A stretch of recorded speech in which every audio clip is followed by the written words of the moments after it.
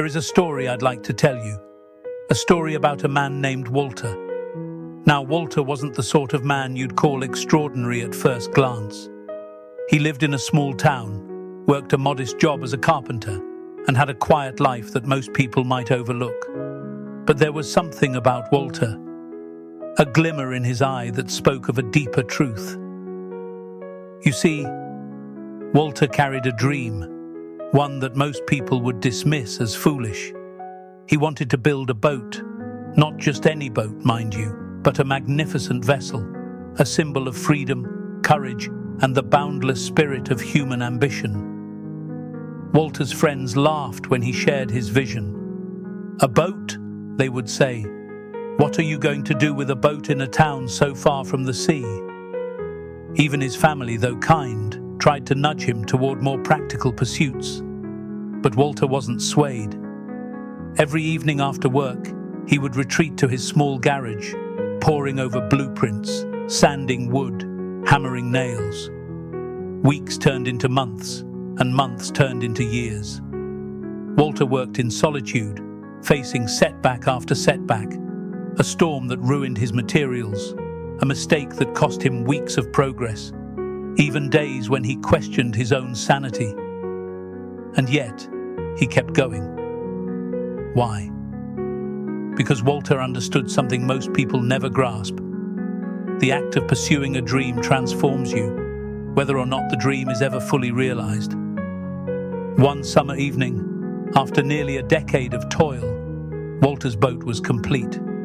It wasn't perfect. There were scratches in the paint and seams that revealed his amateur hands. But to Walter, it was beautiful. He towed the boat to the nearest river, a humble ribbon of water compared to the mighty ocean he had envisioned.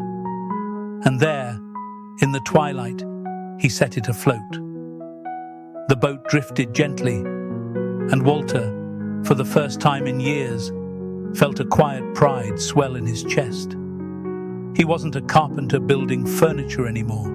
He was a builder of dreams. The story doesn't end with Walter becoming famous or his boat changing the world. But it does end with Walter understanding that the journey itself had given his life meaning. He had learned patience, resilience, and the unshakable belief that it is better to try and fail than to never try at all. Now, you might be wondering, what does Walter's story have to do with you? The answer is everything. Each of us carries a dream, tucked away in the quiet corners of our hearts. It might be to write a book, start a business, travel the world, or simply to become a better version of yourself. And like Walter, you will face doubts from others and from within. But let me tell you this, the world has enough critics. What it needs is more dreamers. So, my friend, don't wait for perfect conditions. Don't wait for the applause or the permission of others. Begin. Start small if you must, but start. You might not build a perfect boat, but you will build something far greater, a life you can be proud of. And isn't that worth everything?